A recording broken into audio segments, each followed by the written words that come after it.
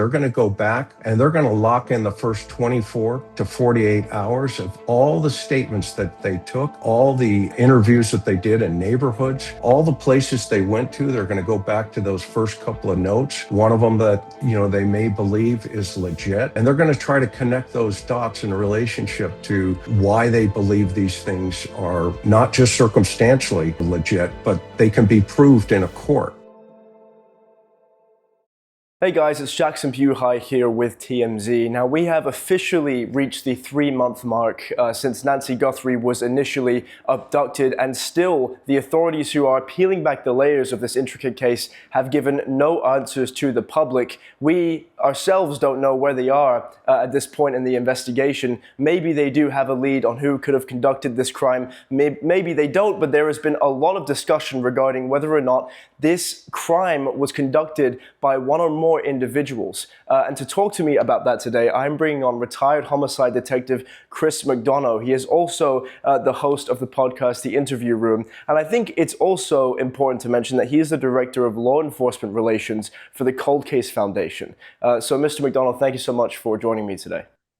Thank you so much. I appreciate the invite. Of course. Well, thank you for being here. Now, first off, before this interview started, we were kind of talking about why you think there is another person involved in this case. Obviously, we see the person on the doorbell footage, which has become infamously tied to this case now, shared millions and millions of times.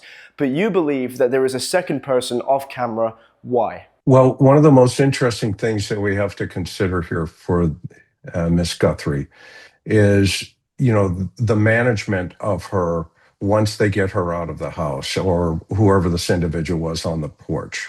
Okay. And when we think about that, Jackson, one of the things that you're going to need, and which is obvious here, there was some type of vehicle that was used to remove her from those premises. Okay.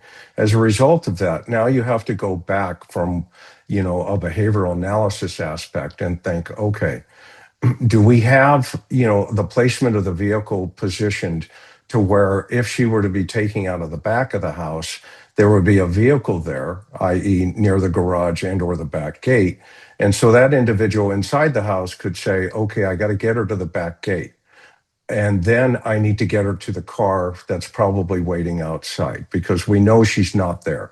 So some type of transportation was used, okay?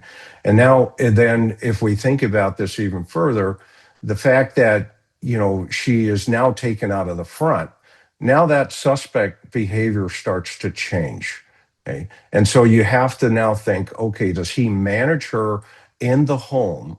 Okay, meaning does he hurt her in the home? And that we don't have evidence of that at this point. The law enforcement authorities have not given us any evidence that there was,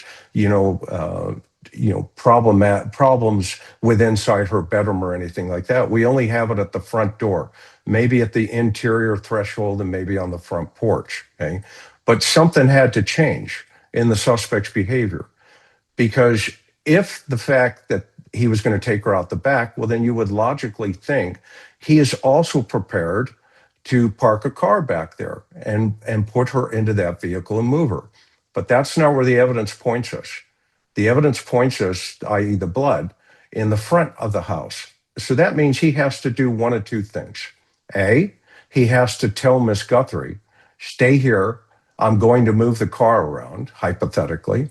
Or B, okay, he's already positioned the car out front and then takes her out the front, okay, and puts her into the vehicle. Well, then that is a problem because he's already positioned the back doors, allegedly, put those open to take her out the back. So what is he going to do? Take her out the back and then move her around and bring her around to the front? Okay. So that, for me, is kind of this idea that says, okay, there has to be more than one person involved in this thing, because we're only thinking about just the front porch, okay? But we're not thinking about once she's outside, okay, that there had to be somebody else also working in conjunction to get her removed from that property, and i.e. the three of them, let's say hypothetically, remove her simultaneously from take her away from that property. Interesting. And I think what's also important to mention is the blood evidence that we have. Obviously, there's those pictures that were released of Nancy Guthrie's blood on her front porch, and I've spoken to people that were there on the scene who detailed that the blood started in a large spatter at her front door, and it trailed all the way to the end of that walkway before hitting the asphalt on the road, which suggests that there was indeed a getaway driver. If you were working with the FBI Phoenix Field Office or the Pima County Sheriff's Office in this case, what would you be doing to further this investigation? Well, there'd be a couple of things that you have to look at, right? You have to look at the data points. And what are those data points that we have? We have a data point from the garage opening, 11:48, 11:50, it closes. Okay. But what other data points do we have? Well, we know that they took various vehicles in this particular case. Okay. And one of those vehicles, obviously a Range Rover. The second was a family vehicle where, she was last seen in that vehicle. Okay. But then now you have to ask even further, why are you doing that? Okay. Why? Because are you looking for telemetrics data? And if that's the case, then what you're trying to do is see where that vehicle went. Okay. Well, as an investigator, I'm asking the question, do you not believe parts of narratives? Okay, that you have to take the telemetrics data out of a family car and then hold that vehicle for over 40 days? Okay, why are you checking the telemetrics data if you're only looking for proof of life within that vehicle that she was taken from point A to point B and dropped off? You can do that in 2 days, 3 days. Okay, you can take a story and a narrative and say, okay, she's in this car. Let's check that box and see if there's any evidentiary value inside the right front passenger seat. Okay, from when she left that car, that garage door goes up at 10:48. The garage door comes out at 10:50 or goes down at 10:50. Okay, but we don't have any other data points. We don't have a data point of that garage going up and a suspect taking her out of that garage and putting her into another vehicle and transporting her out. Okay. So those are the kind of things where investigators, I know there's been a lot of talk about the telemetrics inside of the vehicles. Okay. Well, for me, that was almost this idea that says, well, why are the investigators doing that in such a minutia detail? Okay, that they're trying to find the data points in the Range Rover, and they're trying to find data points in a Honda Civic, okay, or CRV. Okay, why are they doing that? Okay, because if somebody says I took person A to this location and dropped them off, okay, well then you don't need to get the entire telemetric system in that vehicle. Okay. If you're just looking as an investigative process, okay, to prove that she was in that car, okay, they're looking for data points. So again, it comes back to the vehicle. You say, okay, well, where's this vehicle? Where's it been? And why are we doing this from an investigative analysis standpoint? Which leads into a secondary question, okay? The 911 call. Okay. Who makes the 911 call? Well, if it's a medical event the night before, well, then guess what? Who's going to make the very first call is going to be Miss Guthrie, okay? Nancy Guthrie herself. I'm having a medical emergency. I need the paramedics here, okay? Which would have explained potentially, the back doors being open, okay? But we don't have that information relates to the public yet, okay? All we know is that the next morning when somebody is looking for her, i.e. the family, okay, they make a 911 call. Okay, so which leads to another question. Did they call the girlfriends and say, hey, did Nancy call you last night? And did somebody come over here and take her out of the house? Okay, because these are the same people that reported her missing at the church function. Okay? And those are the kind of steps that I think are taking place behind the scenes, in an investigation such as this. There's one thing to catch these guys, okay, and there's another thing to say we've studied these guys. Okay, just think of the lion hunter and the lion in the cage at the zoo. Profilers go to the zoo and they study the lion. I have to figure out what type of lion it is, okay, before I can put him in the cage. So that solvability rate is pretty good so far. Okay. So I look at minutia details like this. And the details like this are telling us clearly, okay, there has to be at least one, maybe two, at least one other individual involved. We have evidence of that potential because, the investigators again are focusing on that vehicle. And how do we know that? Because they're looking for video. Okay, they're looking for video from February 24th, from whatever the dates are. Okay, weeks and weeks before this incident takes place. Okay, now again, that is behavior that raises the risk of the offender, and which is never never a good thing. And two or more people is never a good thing either in this type of case. Okay. However,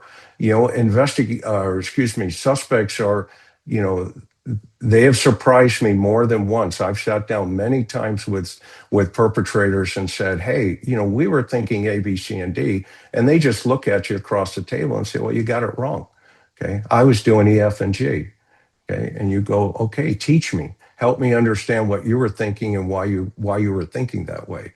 Why did you show up in the secondary photograph without the gun and without the backpack?" Okay, and then why did you change that concept and show up with the gun and the backpack? What was going on? Okay, and you'd be surprised. Sometimes they'll say, "Well, so and so was out in the car. I didn't have to worry about that. And I had a radio, hypothetically. I could just tell them, pull the car around the front. We're not going out the back." So, being the director of law enforcement relations for the Cold Case Foundation, you have a lot of experience with cold cases. What would make this a cold case, and do you think that the authorities are any closer to finding the person who conducted this crime? Well, what would make it a cold case is when they 100% run out of thinking outside of the box.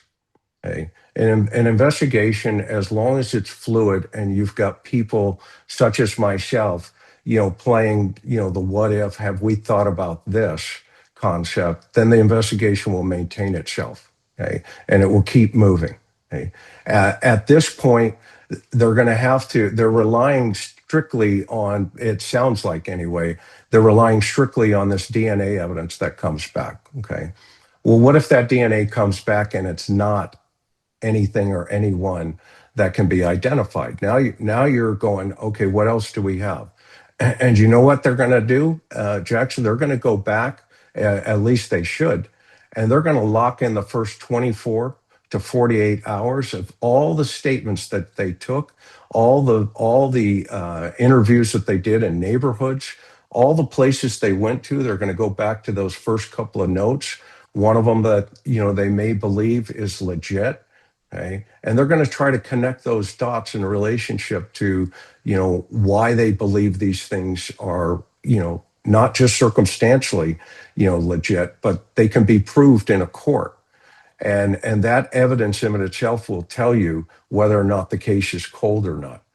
And when those things are all exhausted, then a lot of agencies turn to organizations such as us. We have 167 experts from around the world, including John Douglas, who is our executive director emeritus, which he started the Cold Case Foundation, or excuse me, he started the Behavior Science Unit. Okay. Well, John and many others, Greg Cooper, who's our executive director, was also the director of the Behavior Science Unit. Okay. So we not only have profilers, we have the people that started it, the business, okay, in our organization. And so that in of itself, agencies turn to us, to our type of group, and say, "Hey, can we ask you some questions?" And what we do is we have a wall just like this of a Zoom meeting with all the experts that you could possibly want, and agencies get to throw questions at that board and take a second opinion. That's really important when a case starts to get cold. Mr. McDonough, I really appreciate your time today. Thanks so much for joining me. Thank you.